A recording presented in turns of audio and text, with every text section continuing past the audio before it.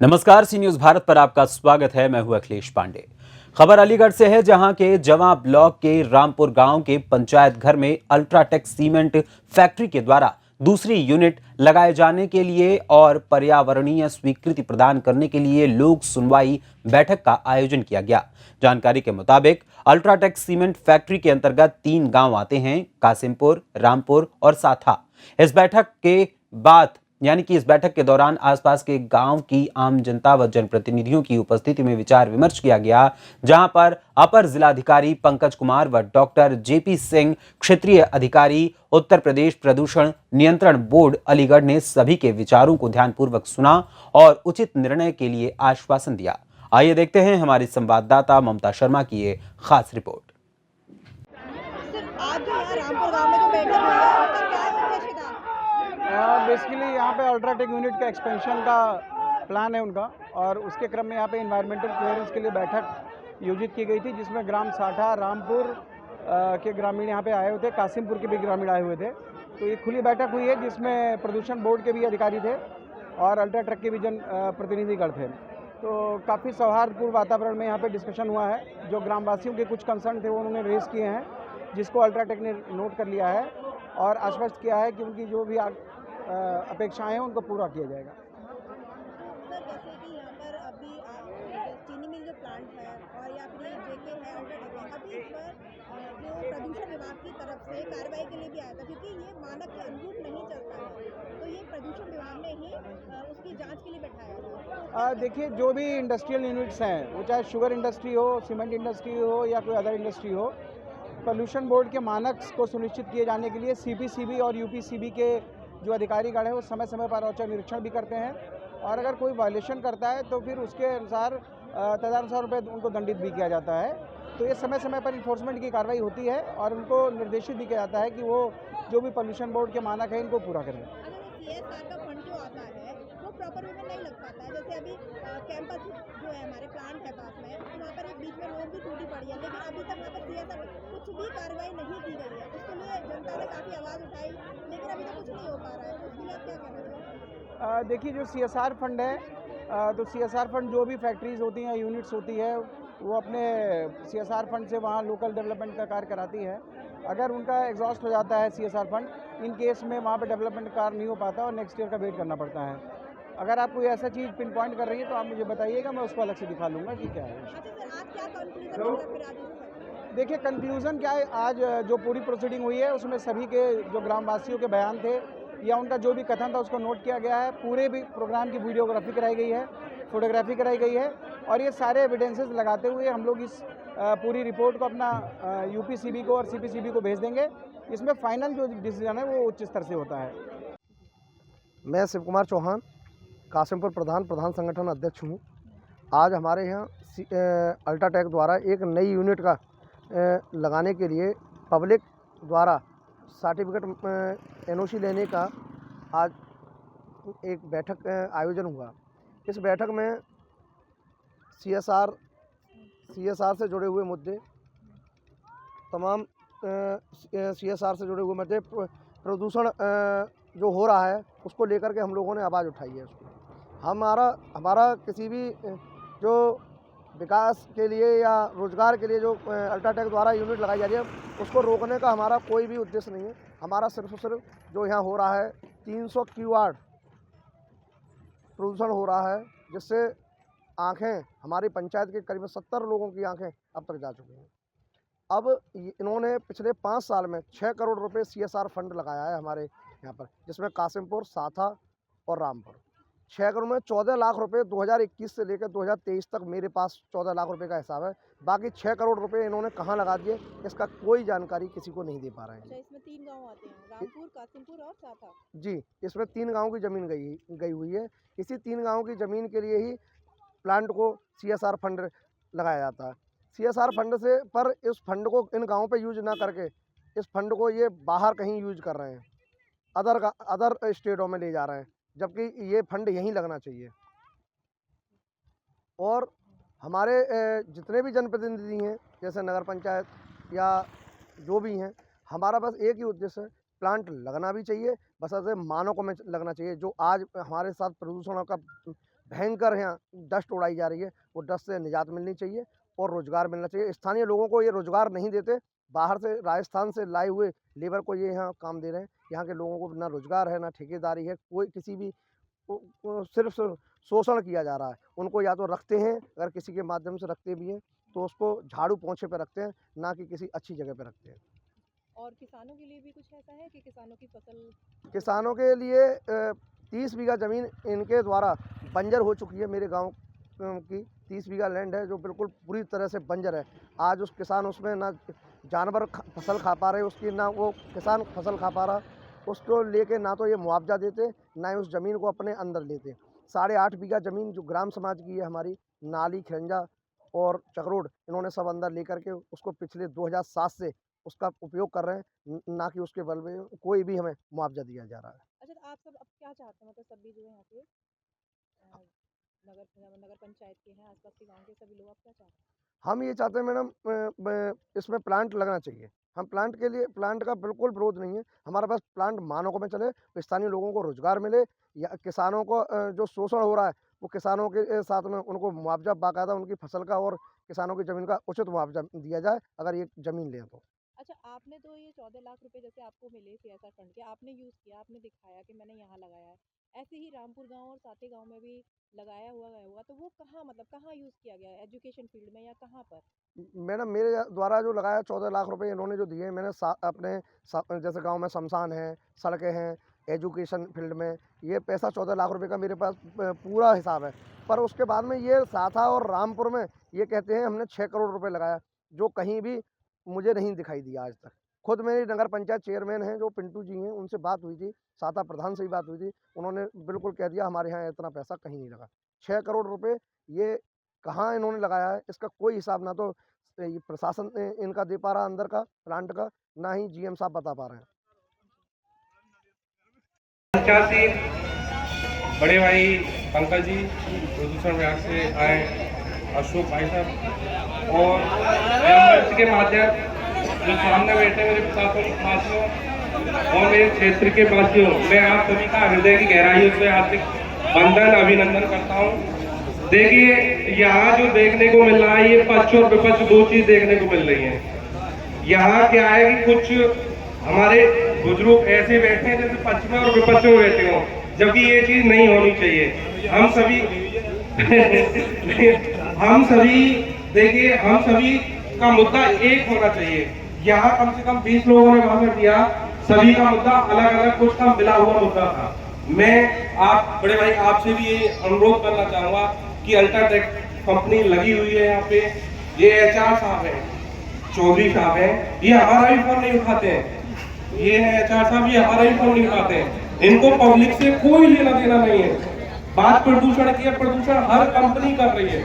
हम ये नहीं कह रहे कि कंपनी मत लगाइए, कंपनी लगाइए, ट्यूबवेल लगाइए, पशुअल लगाइए, भाई हमारे लोगों की जो जमीन जाएंगी अच्छी बात है, पर हमारा स्टैंड जो है वो एक होना चाहिए। कहने के लिए किसी ने एक ने बोला है तो बोलना चाहिए। आज की कंडीशन ये है जो आपको देखने को मिला है। अभी दिल्ली में प्रदूषण चल रहा था, मैं न्यूज देख रहा था, तो न्यूज देखते देखते वहां 350 प्रदूषण हो गया था। तो उन्होंने कहा कि एक व्यक्ति ऐसी बोले कि भाई प्रदूषण से क्या नुकसान होगा, चलने दो, गाड़ियां चल रही है तो सरकार ने क्यों बंद कर दी। तो उनका कहना ये था कि प्रदूषण से लोग बच्चे, जो गर्भवती बच्चे पैदा होंगे वो विकलांग होंगे। आप ये देखिए कि ये किसी मेरे परिवार में हो सकता है, आपके परिवार में हो सकता है, हमने इतना धन इकट्ठा किया, अगर किसी के परिवार में एक बच्चा विकलांग हो गया, उस परिवार की स्थिति क्या होगी, क्या होगी स्थिति। हो सकता है कि आज सब लिख के दे दो। मेरा कहना पक्ष और विपक्ष का नहीं है, मेरा सिर्फ मुद्दे की बात है। ये लोग यहाँ मैं कह रहा हूँ कि आप अगर हम लोगों से कहें तो हम लोग इससे चौगनी भीड़ कर देंगे और आपके पक्ष में भी रहेंगे। केवल इन लोगों की सुन तो लीजिए, कह क्या रहे भाई, इनकी जनता की सुनिए तो सही। जनता ने अपना जमीन आपको दे दी, उसको रोजगार, जैसे बड़े भाई शिव कुमार जी कह रहे थे एक लड़के को रखा पौधे लगाने पे, तो थोड़ा सा ये देखिए आप यहाँ के जो लोग हैं उनको सही जगह लगाइए, योग्यता के अनुसार लगाइए।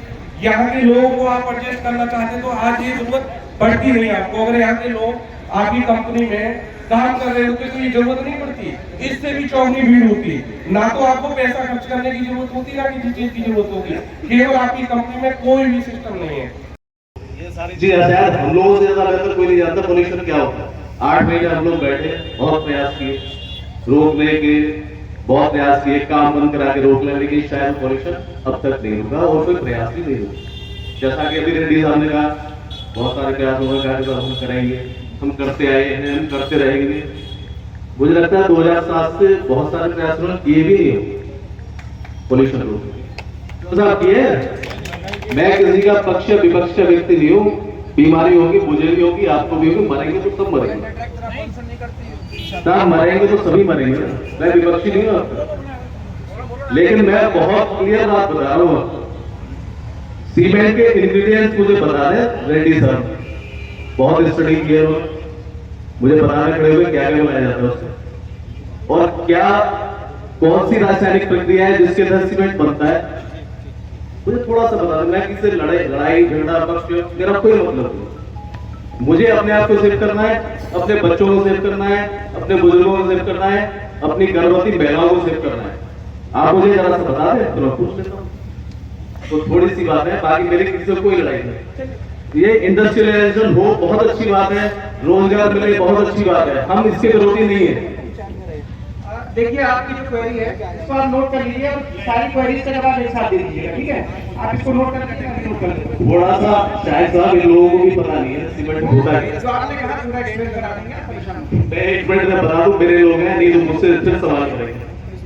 सीमेंट में जो मेन इंग्रेडिएंट्स होते हैं वो होता है सबसे प्रमुख सीमेंट में सिलिका, और सिलिका कैंसर का प्रमुख कारण है, चाहे किसी भी तरह का हो। लीवर का कैंसर, हृदय का कैंसर, दिमाग का कैंसर। पॉल्यूशन ही कम कर लिया आप, हम लोग प्रैक्टिकली हम जानते ट्यूशन कम हुए तो जेल थे, हमारी लाइफ में हाथ नहीं गए, कैडमियम है, कैंसर से 30 लोग मेरे गांव में मरे। कौन ने कंपल्शन दिया, किसने उनका इलाज कराया? लोग थे सर। कौन सी कंपनी लगाती है? आप मुझे कभी लगाया वो मेरे गांव में आज तक कोई नहीं है। साहब में हो सकता है लगा हो, फायदों पता होगा सबको, हो सकता है नहीं लगा हो।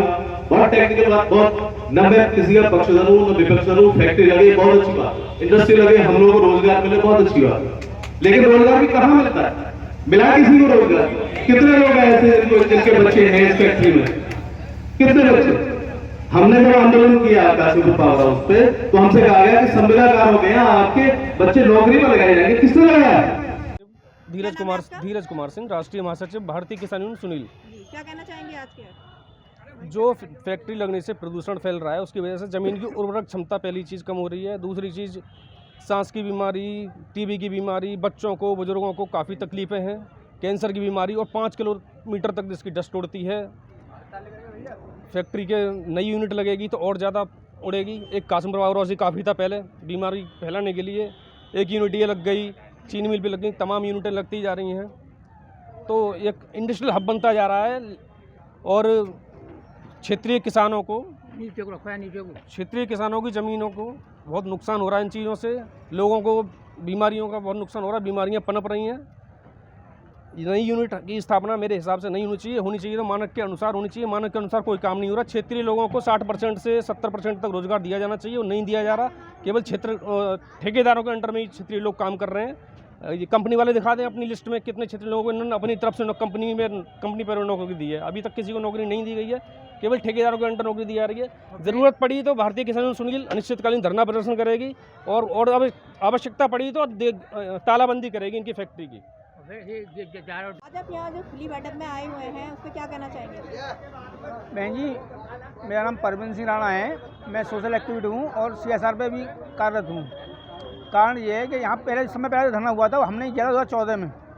2014 में CSR को लेके यहाँ पे हमने जो धरना दिया था, उस टाइम मनु तेवतिया जी भी आए थे, उनका अलग रहा था, मेरा अलग रहा था। मेन बिंदुओं पर यहाँ पे हमने देखा किसी की बात करने की जरूरत नहीं थी। सब लोग यहाँ पे अपनी अपनी बातों को रखने में असमर्थ थे, खाली हावलड़ और एक तरीके से अपना दबाव बनाने की कोशिश थी। मैं एक बात कहना चाहूँगा कि यहाँ पर जो हो रहा है विरोध अल्ट्राटेक का हो रहा है, प्रदूषण का हो रहा है। बात यहाँ पर आनी चाहिए क्योंकि जनता को जो चाहिए वो यहाँ पर वो मिलना है, या खाली विरोध और उससे द्वारा अपनी राजनीति चमकाने का काम हो रहा है। अल्ट्राटेक पहला प्लान था जो 2014 में धरना हुआ था। उस टाइम एसडीएम पूरन सिंह राणा थे और संजय चौहान एडीएम प्रशासन थे, और मैं 8 दिन तक भूख हड़ताल पर अनशन बैठा था। हरदोई रेलवे स्टेशन फाटक पे ही। तो आपका क्या मेन मुद्दा था, किस लिए मैंने आपने प्रदूषण अल्ट्राटेक ने लिख के दिया था, मेरे को चाहे तो देख ले, मेरे लिखा हुआ रखा है एडी प्रशासन का। अल्ट्राटेक ने अपना रेलवे ट्रैक अंदर लिया था, उन्होंने कहा था क्लिंकर जो हरदोई स्टेशन में खल रहा है, मेन मुद्दा प्रदूषण का ये है।